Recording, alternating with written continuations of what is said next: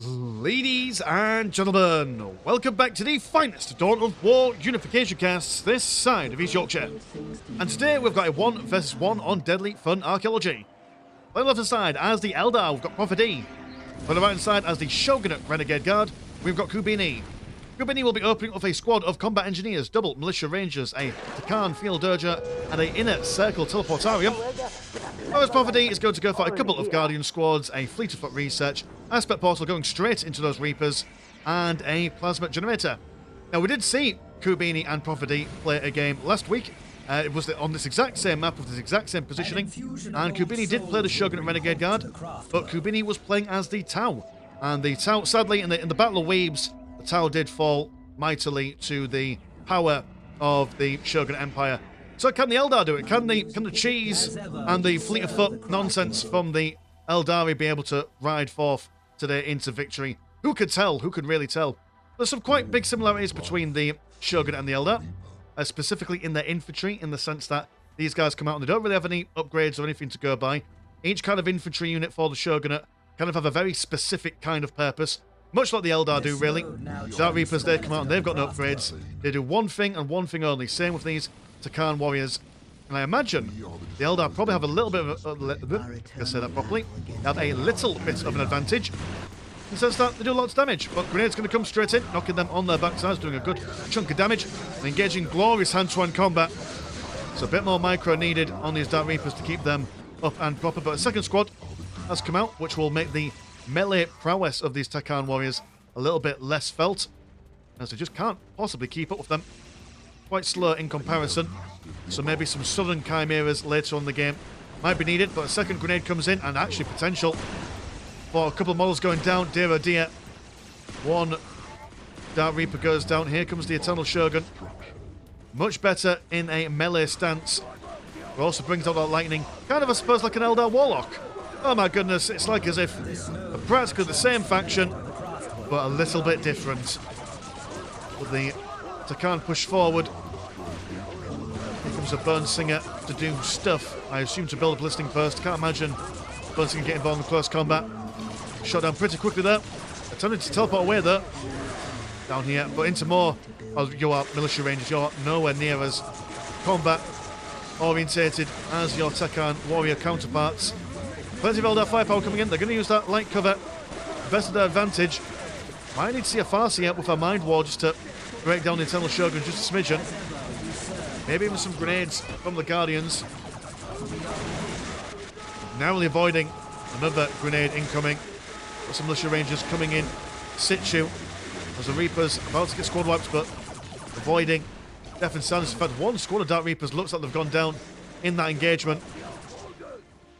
It's a sad time in the pipelines for them.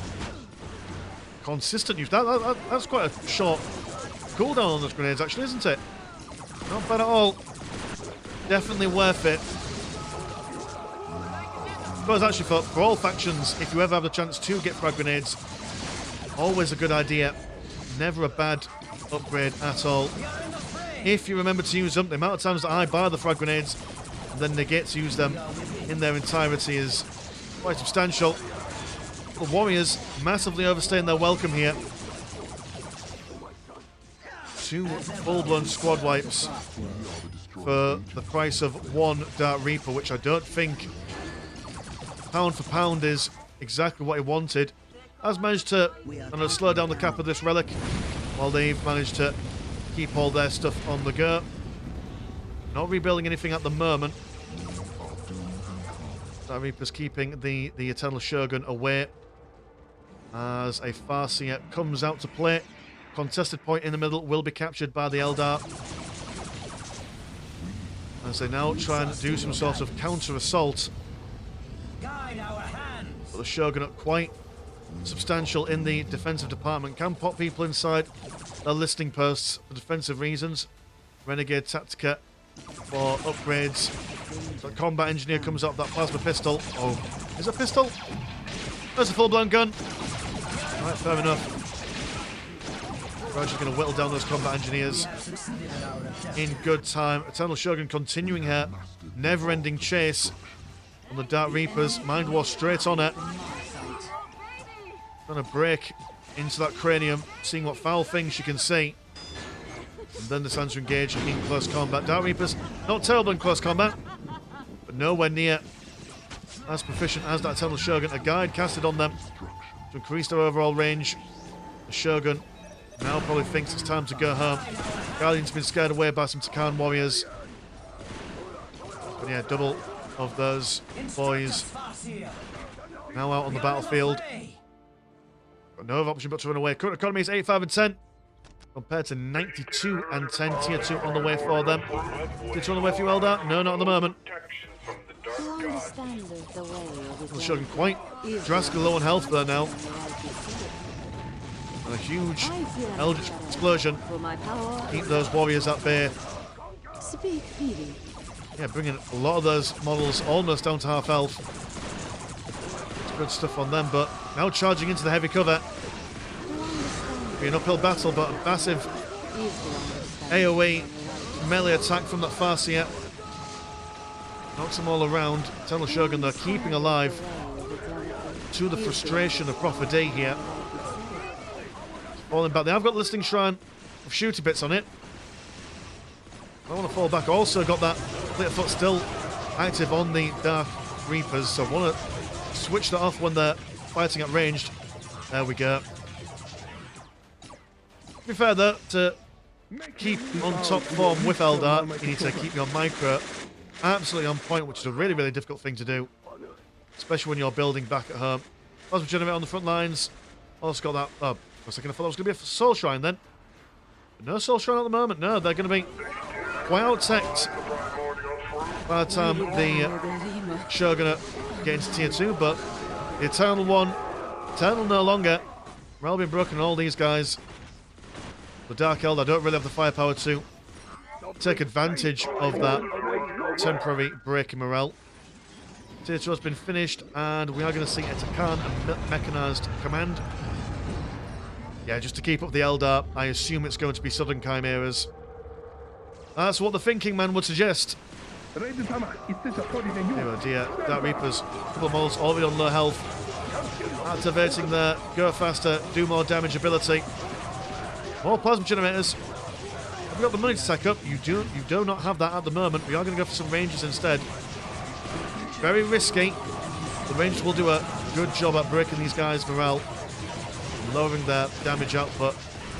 Double plasma pistols on their warrior champions. Now actually surrounded on all sides, been shot by double shooter bits here. Once again overextending themselves. I suppose they don't really have anything to beat up that's easy, because all these outer listing shrines have been upgraded. So very nice defensive stuff. Got the range, or the guide, sorry, being casted on the ranger squad. Very small amounts of Takan warriors managed to survive this engagement. Anything coming through at the moment? No, not quite as of yet. Some samurai blades swiping left and right. Grenade thrown in the middle of those rangers, but they're already spread out a little bit, so again that maximum amount of damage being done. This Farseer really pulling in some good stuff. Wonderful use of all of her abilities in this engagement so far. Takan warrior's been shot down left, right and centre, managing to pull all those units on the back, all those models on the back, into the listing post. Very small amount. Here come the Ballista Maidens. Incredible amounts of damage against infantry, which the Rangers and the Dark Reapers are. Was a bit of setup time, much like those Reapers. Straight up firefight. Not entirely sure who's going to win. Mind War should take out one model. These lasers do cost 50 blue and 25 green, so very expensive in comparison to just the 70 blue. Rangers hiding in the middle, unseen, unheard of. Might need that Warcast to be able to spot them. Spotted by all these guys going a bit Super Saiyan. Go down to very low models as they retreat. So far relatively even in army strength and size. Second squad of Dark Reapers have also finished their Soul Shrine as well. How can I help? Farseer laying in wait, ready to get some more blasts in there. But full health Eternal Shogun will be quite a problem for her now. Now that Mind War, well, all her abilities really at the moment are on cooldown. Here he comes. And with double Blister Mins, how many people can you fit inside one Southern Chimera? 3 apparently. But it does do no damage. So that's something. Yeah, Eldar, what is your plan? You're going to go for Fire Dragons. Which will certainly take care of their maneuverability. And Vipers, okay. Very quickly have these Fire Dragons been annihilated by double ballistas. We're also throwing some smoke bombs down as well. I'm going to come on over. Definitely need to take out that Southern Chimera if they've got a chance to break them down. Farseer looking to get involved in close combat. First Viper has been spawned. And, okay, could completely ignore them. Go over here instead. There's no anti-vehicle stuff at the moment. But the Shogun do have access to quite powerful tank busters. Should be able to sort out the lightly armoured Viper. Let's go for Falcon Grav Tank as well. Just for the repositioning of these Dark Reapers. But do you have much money to spend? You don't. Not much money really. Here he comes. Popping the Farseer inside there. One squad wipe. The Dark Reapers on the left-hand side. Grenade's been thrown all around the battlefield. That's not grenade, sorry. That is the Viper's missile launcher. And Southern Chimera just throwing as much smoke as possible. Absolutely everywhere. Reducing the incoming damage. Ranged attacks. Farseer very low on health. Manages to die right where she stands. And we do have a squad of Shroud Runners coming out. Visible to the naked eye. Will be spotted when these guys are active. And dying more or less straight away. Let's get out of there ASAP. Maybe get prepared from the Burn Singers. Going to transition into some Warp Spider aspects, which I believe would be the idea here. Southern Chimera can come and drop people out. And then if the Warp Spiders don't fancy it, they can just teleport away. But the lack of anti-vehicle is really crushing for the Shogun at the moment. As mentioned before, each unit has a very specific job, which the ballistas just aren't equipped with dealing this composition at the moment. Giving the Shroud Runners the vehicles here. Southern Chimera has gone down. All morale's been broken on the Ballista Maidens. And instead going to focus on taking out that Eternal Shogun before then ignoring exactly what I just said. We're going to go straight for these guys instead. Makes sense to me. Look at that AoE. Oh, blimey. Asking left, right and centre. Where are your tank busters, Kubini?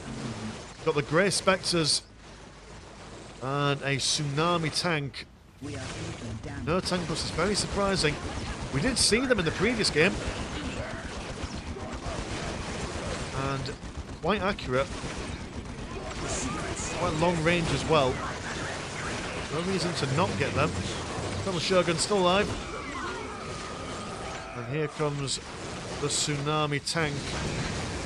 Specifically designed to take out vehicles when it hits. There we go. Does a fair chunk of damage actually. And with 2,200 health, almost double that of a Viper.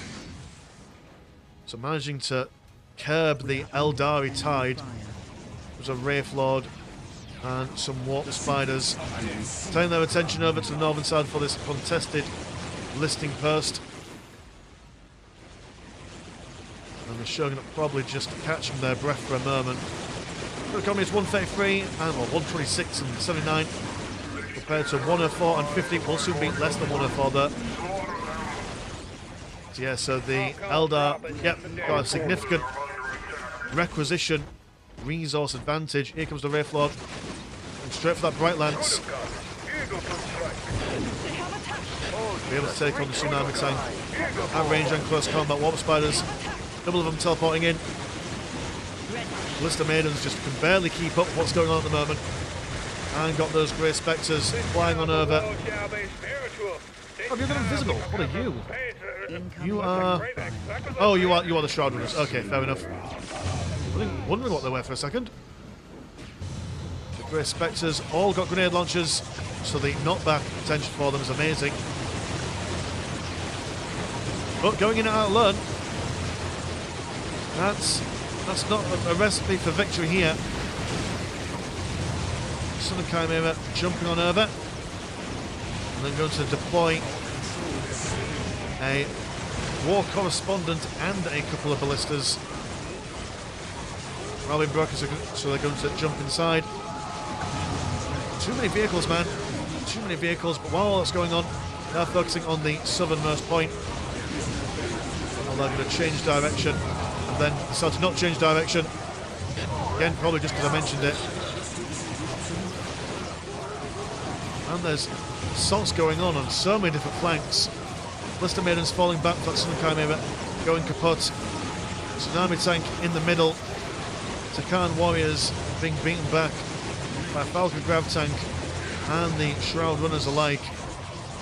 Got 2 Wraith Lords on the field at the moment. And it seems that the Eldar Warhurst increases in size every moment that goes by, whereas the Shogunate have been blasted to smithereens. Squad wipe goes on down here. Eternal Shogun also a bit brown-breaded. More Sun Chimeras, but just praying, just hoping for the much-needed anti-vehicle stuff. Oh dear. Throwing that huge grenade in. I managed to get him the second time. First time, wonderfully dodged by ProfiD. One squad wipe on those Warp Spiders. Or did you just teleport away? Maybe. Still 2 of them. No, never mind, they're all okay. They're all fine. They're all having a whale of a good evening, day, morning, whatever time of day this battle took place. They've been surrounded, but taking punches quite aptly. Tsunami Tank gets burnt to a crisp. Wraith Lord not even deeming it worthy of slicing it with his sword, but then falling in the process. But we've got a conga line of Wraith Lords now. And the Grey Spectres will see them. Fire Dragon's now going to come out for a second pass, see if they can do something more useful than just simply die. And it's just ballistas, tsunamis. Need to repair that though. Won't be doing much with 0 health. Grey Spectres flying on over. Seeing what they can see, and what they can see is practically death everywhere. Going to continue focusing on the southern point here.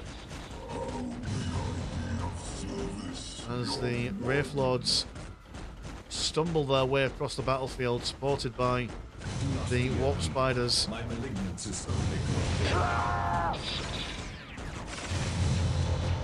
Flanking maneuver as that Sun Chimera is taken down. Ballista Maidens got nowhere to run, nowhere to hide, but throwing down some more big grenades. Potential for a squad wipe there. If they could just... Oh no, they managed just narrowly get involved in that listing burst. Don't think that will save them from the powerful backhands of these Wraith Lords. There we go, another one goes down. Want to say another one? That was the first one of that time, of that kind going down. Never mind me. All the massive bright lances. Feels like Soulstorm. Classic strategy. We get the Wraith Lords, not to use them as walkers, but to use them as anti-vehicle zappy things, a bit more durable than your Vipers. But less manoeuvrable. How much money do you have saved up? We've got a fair bit of money. There we go, the tank busters are coming on now. And if there was a time to get them, now is the time. But is it a little bit too little too late? Here comes the first squad. And they're going to fire on the Warp Spiders. Ah, there we go. Turn around. That's your target. Not killing them nearly as quickly as they'd like. And being shot down scared back inside by those double warp spiders, now triple in their number.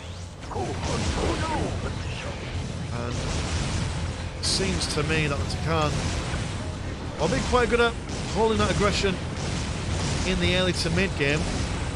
Towards the end, not able to keep the Eldar in numbers down. Wonderful micro from them, especially for all those grenades. We will fight from there. Not seeming to carry that on We will fight from there. later.